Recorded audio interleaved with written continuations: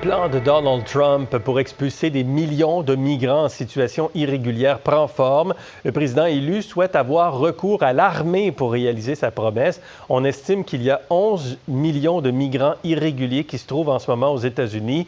Des défenseurs des droits des immigrants craignent que Donald Trump transforme son opération d'expulsion en véritable spectacle télévisé. Est-ce que c'est inquiétant, Jacinthe Ève, que d'envoyer l'armée contre des civils? Et tout d'abord, il a dit qu'il était prêt à se rendre jusque-là. Il n'est pas rendu à faire ça. On va attendre son assermentation en janvier, mais c'est son style. Donald Trump dit toujours que rien n'est impossible pour lui. Donc, il utilise finalement des techniques de rapport de force parce que c'est un homme qui a une logique transactionnelle. Et dans cette logique transactionnelle, il veut toujours démontrer son rapport de force. Est-ce qu'il va se rendre jusque-là? Transaction avec qui, au juste? Parce que les migrants irréguliers n'auront pas vraiment de négociation là, avec lui, là.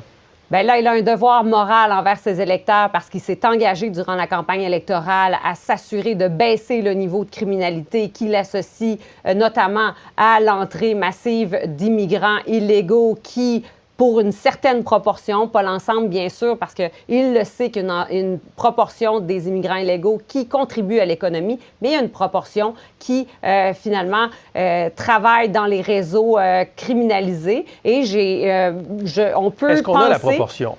Bien, on peut penser qu'il va d'abord s'attaquer à ce phénomène de criminalité par les immigrants illégaux. Alors, quand il parle, par exemple, de construire des camps pour placer les immigrants illégaux, bien, on peut penser que c'est d'abord avec la criminalité qu'il va sévir en premier. Donc, plutôt que d'avoir des arrestations qu'on dirige vers le système judiciaire traditionnel, bien, dès qu'on aura la démonstration, la preuve que ce sont des immigrants illégaux, on aura peut-être recours à ces camps qui permettront de au moins rencontrer ces engagements électoraux. Bon, engagement électoral sur les migrants irréguliers, en situation irrégulière. Je ne sais pas combien ont commis des crimes parmi les 11 millions, mais on parle quand même de 11 millions de personnes qui sont en situation irrégulière aux États-Unis.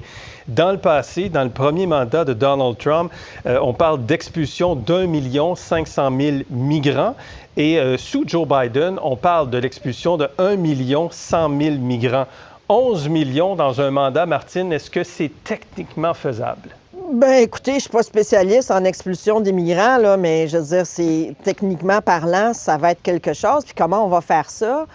Comment ils vont faire ça? Moi, ce qui m'inquiète, Gérald, c'est que pour arriver à ses fins, et Jacinthe Ève l'a dit, là, il a bien dit, ce qu'il a dit, c'est que s'il faut, je vais décréter l'état d'urgence national. Donc, l'état d'urgence national, ça veut dire quoi? Ça veut dire qu'il va pouvoir débloquer tous les budgets qu'il veut pour arriver à ses fins, d'une part, et d'autre part, engager l'armée dans un processus. Et ça veut dire bien, construire des camps dits de transition, appelons ça des camps de déportation. Ça veut dire prendre des centaines de milliers et des millions de personnes et les mettre dans ces camps-là pour les retourner et les expulser.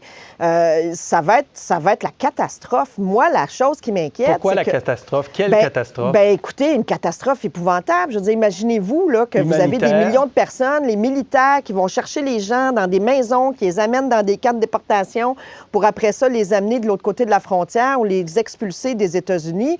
Je veux dire, on est quasiment dans un film, là. Je veux dire, ça n'a aucun bon sens. Mais moi, ce que je crains, c'est que Donald Trump va faire ce qu'il a dit.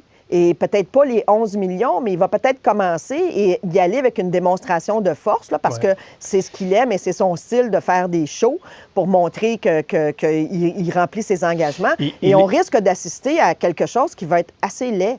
Il songe même à évoquer une loi de 1789 faite pour contrer l'espionnage et les invasions, pour pouvoir déporter des migrants sans passer par le processus de justice. Exact. Il y aurait des coûts astronomiques, il y aurait des coûts économiques également, parce que tous ces millions de personnes, c'est aussi de la main-d'œuvre pour bien des secteurs d'activité. Jusqu'où vous pensez, Émilie, qu'il peut aller? Il va en faire certainement une partie. La façon de faire de Donald Trump, c'est la politique spectacle. Donc, c'est très clair dans la logique de transaction que Jacinthe Ève soulignait. Bien, il va vouloir dire à ses électeurs, voici, j'ai fait ce que j'ai dit. Est-ce qu'il va être capable d'en mettre 11 millions dehors, je suis pas certaine. Ça demande énormément de ressources et par définition, ce sont des irréguliers. Alors, comment on fait là pour les traquer, pour les trouver, pour les mettre dans ces espèces de camps de déportation? Alors, tout sera dans le comment. Peut-être que dans l'opérationnalisation, ce sera complexe. Mais j'ai pas de doute sur le fait qu'ils risquent d'en faire une bonne partie. Et au niveau économique, il devra vivre avec les conséquences parce que peut-être qu'un an plus tard, il y aura une mini-crise économique.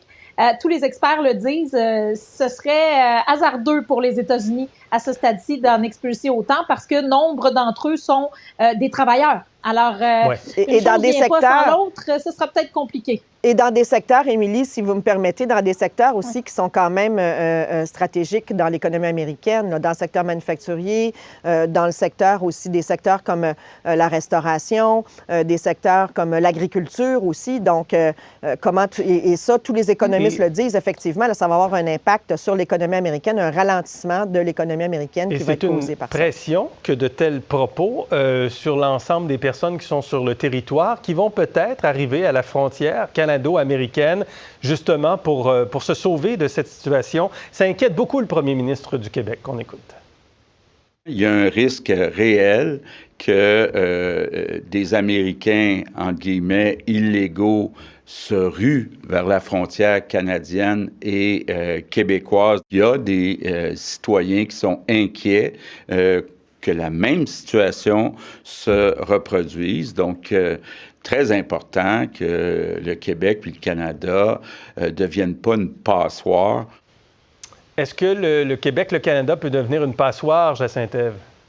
Bien, absolument. Bien, elle l'est déjà. Et l'élection de Donald Trump, elle est fabuleuse dans le sens où elle nous ramène à des enjeux qu'on avait perdus de vue au Canada et au Québec, c'est-à-dire les enjeux de défense, les enjeux de sécurité aux frontières. On a complètement délaissé ça et on est obligé, à cause du contexte politique de nos voisins du Sud, de se concentrer sur nos responsabilités en matière de défense de notre territoire, en matière de défense de nos intérêts économiques, de diplomatie. On va aller au bout de ça, Jacinthe-Ève. Je vais vous poser une question. Notre responsabilité, c'est de les accueillir, les demandeurs d'asile. Si les gens fuient la politique de Donald Trump, la responsabilité du Canada, ça va être d'accueillir des centaines de milliers de personnes qui passent à la frontière? Soit de les accueillir, soit d'avoir des mécanismes de surveillance de nos frontières et de se doter de mécanismes pour s'assurer que cette migration-là ne vienne pas vers chez nous si c'est notre souhait. Mais il va falloir s'organiser et on aurait dû le faire il y a longtemps. Donc, ça nous oblige à faire nos devoirs comme nation face à cette plus longue frontière du monde entre le Canada et les États-Unis. Avec des gens, des êtres humains, Émilie, au cœur de tout ça, là. Des êtres humains, c'est 11 millions de personnes, ce sont des êtres humains quand même. Exactement, ce sont des êtres humains et c'est ce qui rend la chose délicate. Est-ce qu'on les considérera comme étant des réfugiés politiques? Donc, on a le devoir de les accueillir, comme vous le disiez si bien, Gérald. Il faudra s'organiser et déterminer des critères parce que présentement, la capacité du Canada, elle est déjà largement atteinte. La pression sur les services publics, et là, je veux pas me faire accuser de racisme en disant que ça met de la pression sur les services publics. C'est pas ça, mais c'est juste d'être responsable. Je pense que nos gouvernements doivent se rendre compte et agir en conséquence de cette situation-là. Alors, imaginez si on en ajoute des millions, il faudra forcément trier, il faudra forcément prévoir des mécanismes d'accueil adéquats, mais aussi trier à savoir quels sont les critères. Est-ce qu'on les garde ou pas? Mais il faut les traiter avec dignité, ça va de soi. Ça va de soi. Martine, en terminant. Bien, écoutez, en terminant, je vous dirais malheureusement, Gérald, là, on parle de l'immigration, mais avec M. Trump, je suis obligée de vous dire, ce n'est qu'un début. Le vrai Donald, on ne l'a pas encore vu, comme disait la chanson. Je veux juste préciser que les gens qui passent à la frontière en ce moment, terrestre, qui traversent la frontière entre deux postes frontières, peuvent se retrouver en situation d'illégalité en ce moment parce qu'ils sont renvoyés dans les 14 jours. Alors, je ne sais pas si cette nouvelle entente qui a été conclue entre Joe Biden et Justin Trudeau va demeurer avec Donald Trump, qui ne voudra pas que les personnes qui passent la frontière retournent du côté américain.